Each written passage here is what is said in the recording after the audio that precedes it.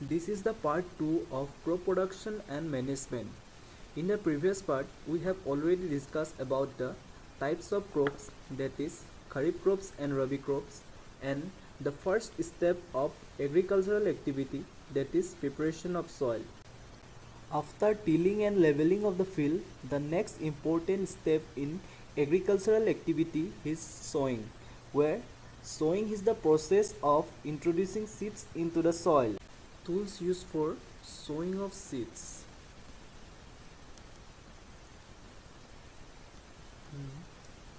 Traditionally, a funnel-shaped tool with 2 to 3 narrow pipes at the end are used for sowing of seeds.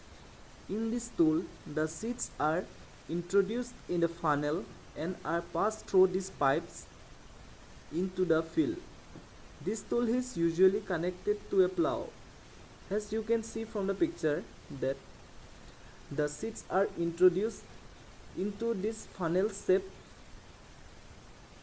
and are passed through these narrow pipes through which the seeds are introduced into the field. And this, as you can see, that this tool is connected to a plow and is driven by a ox or bullocks. But nowadays more improved tools are used for sowing. These machines are called seed drills, and seed drills are usually used with a tractor. Seed drill sows the seeds uniformly at a proper distance and depth. It ensures that the seeds get covered by the soil after sowing, and thus this prevents damage caused by the birds. In the screen you can see this is an typical seed drill machine. This type of machines are more advanced and have more advantage than the traditional method of sowing, because this type of machines can save time and human labor. There are certain crops which are not directly sown in a field as seeds, but rather they are first sown in a separate plot called a nursery. When these seeds are a few days old, they are planted manually in a field. Some examples of such crops are rice, chili, onion, etc. This is the pictorial representation of rice cultivation. These are paddy seeds which are first sown in a nursery, and after few weeks these paddy seedlings that is kothia dhan, what we call in our local language, are taken and planted manually into the fields. These are the paddy seedlings which are planted here directly in the fields, and this is the mature rice plants which are ready to be harvested. Thank you for watching this video. This is an animation video of sowing. I hope this video will help you in understanding better. Sowing. The most important step in crop production is sowing. Putting seeds in the soil so that they can grow is called sowing. It is the most important part of crop production. For sowing, farmers select good quality seeds. These are the clean and healthy seeds of good variety. High yielding variety seeds, that is HYV seeds, are the better quality than the normal quality seeds and gives higher yield, higher agricultural produce. How can we select good quality seeds? Let's perform an activity. Selection of good seeds. So, we learned that the seeds which sink in water are of good quality and those which float are of bad quality. Now let me introduce some tools which are used for sowing. Traditional tools. It is a funnel-shaped tool provided with 2 or 3 pipes.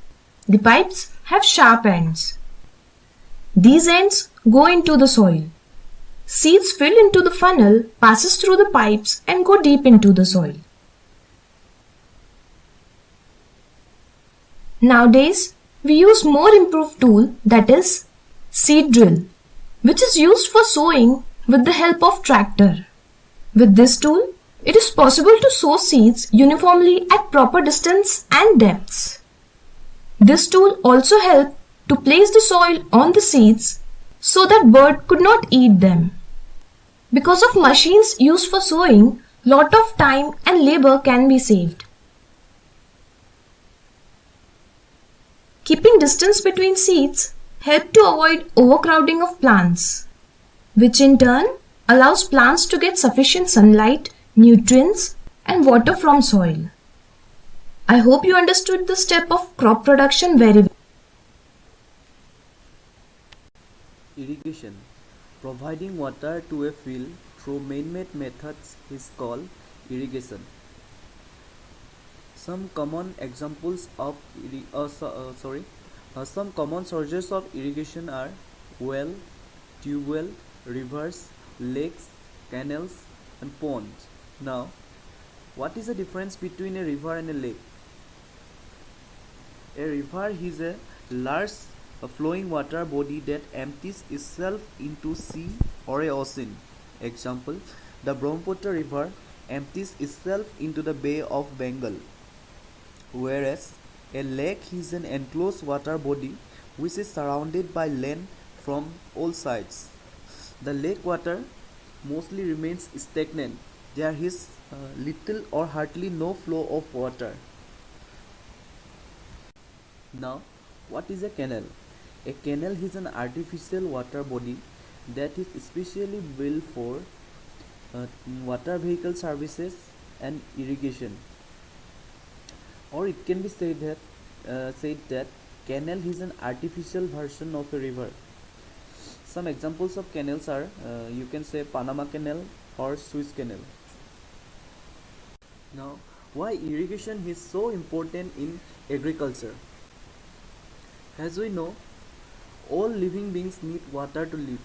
Water is important for growth and development. Water is absorbed by plants by plant roots. Water is also essential for germination of seeds. Water helps in transporting nutrients to each part of the plant. So, to maintain the soil moisture, that is water content, for healthy growth of the plants, fields have to be watered regularly. So, naturally, water can be provided to the fields through rainfall, but in absence of rainfall, water is needed to be supplied artificially, and this artificial method of supplying water is known as irrigation. Thus, irrigation is an important step in well growth and development of the plants. Factors affecting irrigation. There are certain factors which decides the amounts of water to be irrigated to the field. Now, these factors are number 1, the type of crop. All plants need water to live, but the amount of water requirement varies from plants to plants. For example, a paddy or rice crop needs plenty of water, whereas a wheat crop needs less water. Now the second factor is type of soil. Sandy soil holds less water because it loses water quickly through evaporation. On the other hand, soil containing humus and clay holds more water and remains moist for a longer time. Thus, the amount of water required to irrigate a field containing sandy soil is more as compared to a field containing a clay type soil. Now the third factor is type of weather. When the weather is dry and windy, the soil loses water quickly due to evaporation.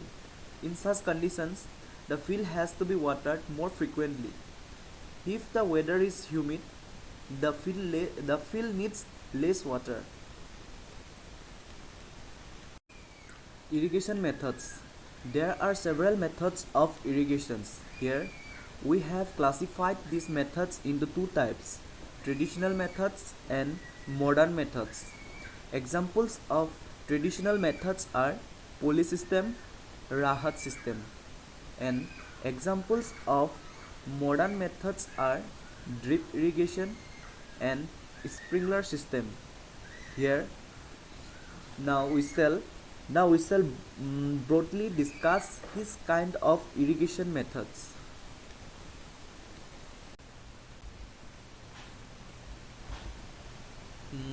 Pulley system. Pulley system is one of the most common and the simplest method of irrigation. This system is also called mouth system. In this system, water is drawn from a source or a well with the help of a bucket, which is attached to a rope, and the rope is passed over a pulley and is either pulled by human or animal strength. In this way, the water is emptied through a channel, and thus the fields are irrigated. The second traditional method is the rahat system.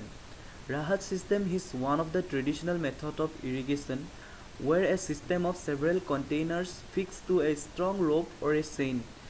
This method uses the help of a kettle to lift water from the water source. Rahat system involves two wheels one placed vertically over a water source, typically an open well, and the other is located horizontally at a distance. Clearly you can see the two wheels in the video.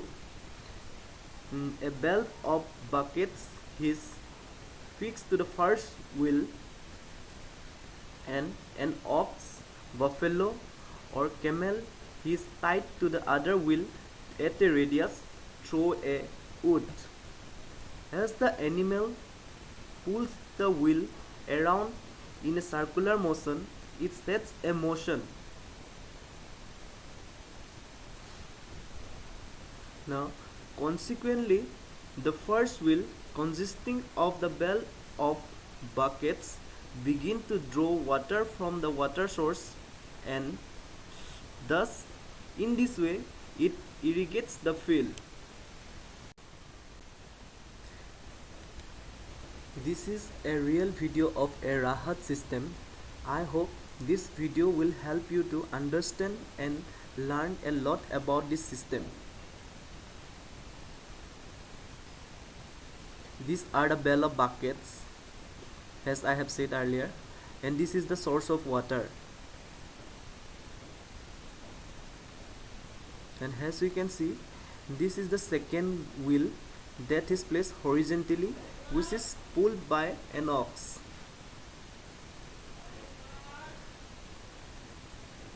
Although traditional methods are cost effective, they consume much time and labor.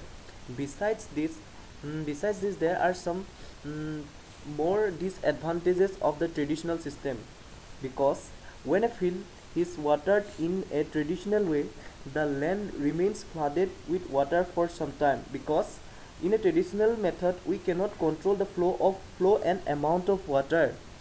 So every time the land gets flooded, some amount of plant nutrients along with water pass deep into the soil. Hence, this makes the topsoil less fertile. So, to overcome these disadvantages or drawbacks, the farmers use modern methods of irrigations. In your book, there are two methods are given. One is the drip irrigation method, and the other is the sprinkler system. Now, we shall discuss his system in details. Drip irrigation system. In this system, water is delivered at the root zone of the plant, drop by drop. This system is the most efficient system of irrigation, as there is absolutely no wastage of water. This system is used mostly in the areas with poor water availability. Sprinkler system is another modern methods of irrigation. This system employs many perpendicular pipes with rotating nozzles at top installed at regular intervals. In this system, the pipes are placed on a field and are connected to the main pipelines that emerge from the main water storage tank. Then the water is conveyed under high pressure through a pipes with the help of a pump. The water comes out from these rotating nozzles in form of spray, somewhat like a rain. Thus, both the modern methods are very efficient and prevents loss of water, and and such such systems of irrigation are very useful in the areas with less water or scarcity of water. This video will show how a nozzle in sprinkler system irrigates a field.